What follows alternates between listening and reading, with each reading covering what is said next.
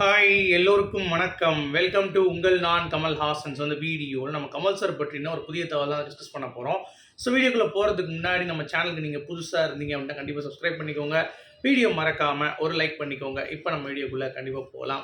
So இன்றைக்கி வந்து பார்த்தீங்க அப்படின்னா கமல் சார் வந்து ஒரு முக்கியமான ஒரு மீட்டிங் இன்றைக்கி, அதாவது மக்கள் நீதி மையத்திலேயே போட்டியிடலாமா, அப்படி இல்லைனா உதயசூரியனில் போட்டியிடணுமா அப்படின்ற மாதிரி 2ஆம் கட்ட பேச்சுவார்த்தை திமுக கிட்ட வந்து போயிட்டுருக்கு அப்படிங்கிறத நம்ம சொல்லியிருந்தோம். இன்னைக்கு கமல் சாருடைய தலைமையில் சாம்கோ ஹோட்டல் அண்ணா நகரில் வந்து பார்த்தீங்கன்னா ஒரு மீட்டிங் வந்து நடந்துகிட்ருக்கு.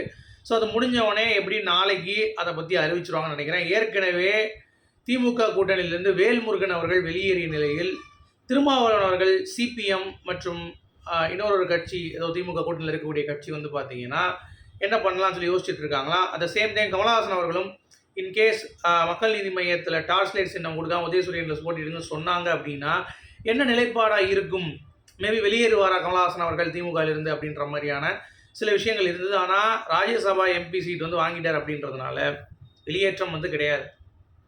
அதை தான் இன்னைக்கு சூசகமாக ஓப்பனாகவே வந்து உடச்சி எரிஞ்சிருக்கார் கமல் சார். அப்படி என்ன சொன்னார் அப்படிங்கிறத பற்றி தான் ஃபஸ்ட்டு என்ன அப்படின்னு பார்த்தீங்கன்னா, அவர் முன்னாடி போய் மைக்கு நிப்பாட்டிட்டு நீங்கள் சொல்லுங்கள் சார், இந்த கூட்டணி எப்படி என்ன மாதிரி பண்ண போகிறீங்கன்னு சொல்லி கேட்டதுக்கு, திமுக கூட்டணி எத்தனை சீட் கொடுக்க போகிறாங்கன்னு சொல்லி ஓப்பனாக கேட்டாங்க. அதுக்கு அவர் வந்து பார்த்தீங்கன்னா ஊசி மொழிலாம் சொல்லலை, ஓப்பனாக அடிச்சிட்டார். எனக்கு எத்தனை தொகுதியில் நான் பார்த்து கவலையப்படலை, எனக்கு தேவை இங்கே பிஜேபி உள்ளே வரக்கூடாது, அவ்வளோதான். அதுக்காக நாங்கள் வந்து வலுவான கூட்டணியாக இருக்க போகிறோம். அதனால் நான் வந்து ஒரு ஆசையிலையோ இல்லை என் கட்சி வந்து ஆசையிலையோ கண்டிப்பாக இருக்காது அப்படின்ற மாதிரி ஓப்பனாக சொல்லிட்டார். சார், உங்களுக்கு ஒரு ஆசை இருக்குது, எம்பி ஆகிட்டீங்க, ரைட்டு. கட்சியில் உங்களை நம்பி உழைத்தவர்கள் அத்தனை பேர் இருக்காங்க, அவங்களுக்கு ஒரு ஆசை இருக்காதா? அப்போது நீங்கள் வந்து சேஃபாக இருக்கிறதுக்காக நீங்கள் எம்பி சீட் வாங்கிட்டீங்க, நடிகராகவும் இருக்கீங்க, ஓகே சூப்பர். அதுக்கடுத்து உங்களுக்கு நம்பி கீழே வரைக்கும் இருந்து வேலை பார்த்தவங்க, அவங்க என்ன பண்ணுறது? அவங்களுக்கு ஏதாவது நீங்கள் பண்ணணும்ல. அது என்ன சொல்கிறீங்க அசால்ட்டா? அது நம்ம யோசிக்கலாம். நான் வந்து அதை இது பண்ணிப்பேன், எனக்கு ஒன்றும் பிரச்சனை கிடையாது. எனக்கு வந்து இப்போது பிஜேபி உள்ளே வரக்கூடாது, அவ்வளோ மட்டும்தான். மற்றபடி அவங்க எதுனாலும் ஓகே அப்படின்ற மாதிரி சொல்லிட்டார். ஸோ கமலஹாசன் அவர்கள் என்ன சொல்ல வர்றார் அப்படின்னா, நான் இதனால் ஓகேப்பா, உதயசூரியனாலும் எனக்கு ஓகே தான், எனக்கு மக்கள் நீதி மையம் டார்ச் லைட்னாலும் ஓகே தான் அப்படின்ற மாதிரி வந்து சிம்பிளிஃபையாக சொல்லிட்டார். ஸோ இதனால் தொண்டர்கள் வந்து அதிருப்தியில் இருக்காங்க அப்படிங்கிறது தான், அதுக்கு தான் இன்றைக்கி மீட்டிங்கு.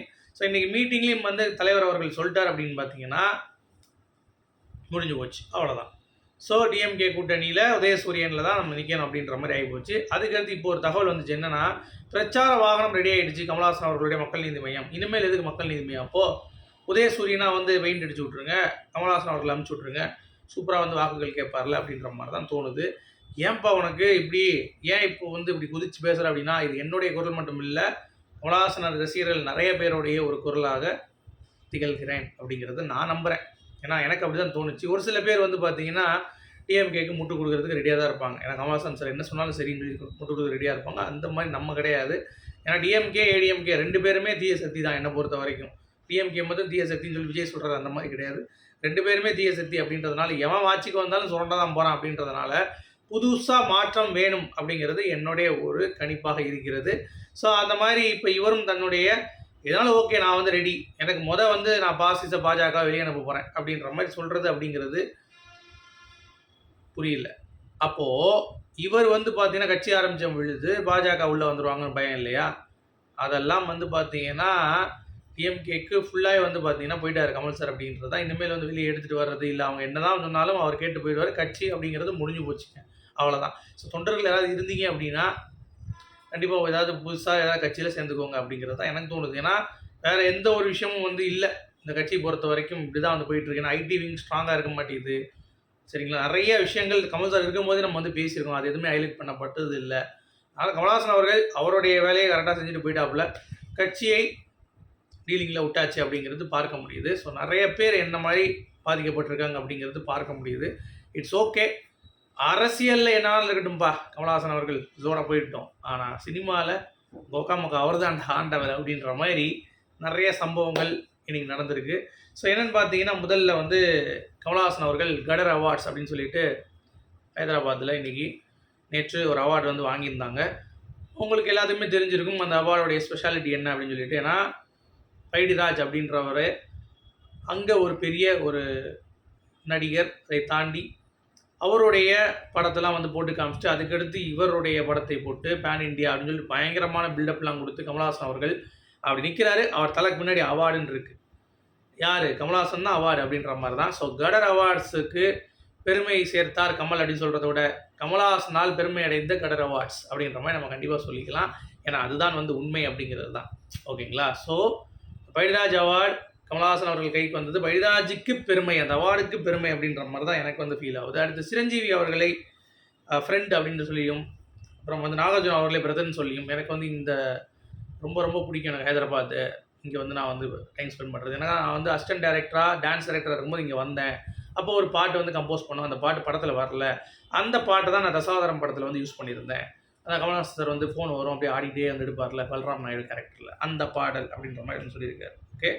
அதே மாதிரி கேஎஸ் 238 பற்றின்னு ஒரு அறிவிப்பு சொல்லிட்டார். என்ன அப்படின்னா எலெக்ஷன் முடிஞ்சது நான் அதுதான் போகிறேன்ட்டு. அப்போ கேஎஸ் 237 நிலைமை தெரியல. மேபி பேரலாக போகிறாங்களா அப்படிங்கிறது தெரியல. ஸோ வெயிட் பண்ணி தான் பார்க்கணும். ஏன்னா ஓப்பனாக சொல்லிட்டார், இந்த மாதிரி நான் இந்த எலெக்ஷன் முடிஞ்சவொடனே நேராக ரஜினிகாந்த் அவர்களுடைய படத்தில் நடிக்கப் போகிறேன் அப்படின்றத ஓப்பனாக சொல்லிட்டார். அது மட்டும் இல்லை, விஜய் அவர்கள் பெரம்பூர் தொகுதி நிற்கிறாங்க, என்னங்க பண்ணுறீங்க எப்படின்னு நினைக்கிறீங்க அப்படின்னோடனே, நான் என்னங்க பார்க்கணும், அதெல்லாம் நான் பார்க்க முடியாது அப்படின்ற மாதிரி வந்து பார்த்தீங்கன்னா எனக்கு வேலை இருக்குது அப்படின்ட்டு முடிஞ்சு போச்சு. ஓகே. ஸோ இன்றைக்கி மக்கள் நீதி மைய கூட்டம் நடைபெற்று கொண்டிருக்கிறது. நல்ல முடிவு வரும் அப்படிங்கிறத நான் எதிர்பார்க்குறேன். நாளைக்கு வந்து அதை பற்றி சொல்கிறேன். ஓகே. அடுத்து கமல்ஹாசன் அவர்கள் அந்த அவார்டில் சொன்னார் பார்த்தீங்களா, no Bollywood, no Tollywood, no Hollywood, no Kollywood, no Sandalwood. Hollywood கிடையாது. ஸோ இந்த மாதிரி எதுவும் சொல்லாதீங்க, இந்தியன் சினிமான்னு சொல்லுங்கள், அப்படி தான் வந்து பெருமை சேர்க்கணும் அப்படின்ற மாதிரி வந்து சொல்லிட்டாரு. ரொம்ப ஹாப்பியாக இருந்தது கேட்கும்போது அப்படிங்கிறது தான். அடுத்து ரஷ்மிகா மண்டனா இப்போ தான் வந்து ரீசெண்டாக கல்யாணம் பண்ணியிருந்தாங்கிறது உங்கள் எல்லாத்துக்குமே தெரியும். ஒரு பிளெஸிங்ஸ் எடுக்கணும்ல. உடனே கமல்ஹாசன் அவர்கள் எங்கே இருந்தாலும் பார்த்து தேடி பிடிச்சி போய் சார் அப்படின்னு சொல்லிட்டு காலில் விழுந்தாங்க அப்படிங்கிறது பார்க்க முடியுது. ஸோ கமல் சாரோட பிளெஸிங் வந்து எடுத்துக்கிட்டாங்க. பியூர் ரெஸ்பெக்ட் அப்படிங்கிறது பார்க்க முடியுது. அடுத்து பிரீத்தி சஞ்சீவ், நம்ம சஞ்சீவ் இருக்கார்ல, விஜய் அவர்களுடைய ஃப்ரெண்ட், அவருடைய மனைவி, அவங்க வந்து பார்த்தீங்கன்னா ஓப்பனாக சொல்லிட்டாங்க, நான் கமல்ஹாசன் அவர்கள் கட்சி ஆரம்பிக்கும்போது தான் அரசியல் பற்றியே தெரிய ஆரம்பிச்சிச்சு எனக்கு, இதெல்லாம் இருக்கான்னு சொல்லிட்டு. அதுக்கடுத்து விஜய் அவர்கள் இப்போ ஆரம்பிச்சிருக்காரு. ஸோ பார்க்கணும் என்ன மாதிரி அப்படின்னு சொல்லிட்டு பேசியிருக்காங்க இப்போ ரீசெண்டாக ஒரு இன்டர்வியூவில் அப்படிங்கிறது பார்க்க முடியுது. அடுத்து கமல்ஹாசன் அவர்கள் பயத்தினால தான் டிஎம்கேல இருக்கார் அப்படின்ற மாதிரி சொன்னீங்கன்னா அதை நான் நம்ப மாட்டேன். ஏன்னா ஜெயலலிதா அவர்களுக்கு எதிராகவே, ஜெயலலிதா அவர்கள் ஸ்டேட் ஆஃப் தமிழ்நாடுக்கு எதிராகவே வந்து பார்த்தீங்கன்னா இது போட்டது வழக்கு போட்டார் கமல் சார் விஸ்வரூபம் படத்துக்கு. அதனால் அவரெல்லாம் பயத்திலலாம் மறக்க முடியாது அப்படிங்கிறது தான், பயம்லாம் கிடையாது அப்படிங்கிறது. ஸோ அவருடைய எண்ணம் என்னென்னா இந்த கூட்டணி போய் எப்படியாச்சும் பிஜேபி வெளியே தள்ளிடணும். ஏன்னா பிஜேபி கொஞ்சம் ஸ்ட்ராங்காக இருக்காங்க அப்படிங்கிறது பார்க்க முடியுது. அந்த ஒரு மனநிலையில் நம்ம வந்து இந்த கூட்டணி போயிருக்காங்கிறத பார்க்க முடியுது. ஆனால் அதாவது இவன் பிசாசுனா இப்போ இவர் சேர்ந்துருக்கிறது வந்து பார்த்தீங்கன்னா பேய். ஸோ அதனால் ரெண்டையும் விரட்டணுங்கிறது நம்மளுடைய ஒரு இது. பட் இட்ஸ் ஓகே, அது அவருடைய தனிப்பட்ட இது. அதே மாதிரி கல்கி பாகம் 2 பிரபாஷ் அவர்களுடைய ஷூட் வந்து இப்போ ஆரம்பிக்க போதான். ஸோ இன்னும் ஒரு 3-4 நாளில் அது ஆரம்பிச்சிடும்ன்ற மாதிரி அப்டேட் வந்து கொடுத்துருக்காங்க. So Kamal Haasan sir back to election முன்னாடி இன்னொரு ஷெடியூல் இருக்குது போல தெரியுது கல்கி. அதை முடிஞ்சோடனே அவ்வளோதான். ஓகே. ஸோ வெயிட் பண்ணி பார்க்கலாம். சரி, இப்போ மேட்ருக்கு வரும். டிஎம்கே கூட்டணி தெரிஞ்சு போச்சு. டார்ச் லைட்டா இல்லை உதயசூரியனா? உங்களுடைய கருத்து என்ன? எதில் நிற்கணும் கமல் சார் உடைய கேண்டிடேட்ஸ் அப்படிங்கிறத கமெண்ட்ஸ் சொல்லுங்கள். மீண்டும் சந்திப்போம்.